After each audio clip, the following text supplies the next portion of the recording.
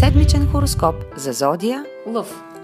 Тази седмица е може би една от ключовите в годината, защото във вашия знак е концентрирано голямо количество енергия. Много от вас ще усетят прилив на сили, който ще им даде възможност да вложат повече ентусиазъм в реализирането на целите си. Някои от вас може да решат, че имат нужда да направят промяна във външния си вид. Ще искате да омайвате другите с дарбите и талантите си, ще търсите възхищението в очите им и много от вас наистина ще успеят да постигнат желания ефект. Седмицата обаче може да не е чак толкова позитивна за тези от вас, които преживяват някаква емоционална криза или които се занимават с нещо скучно и рутинно.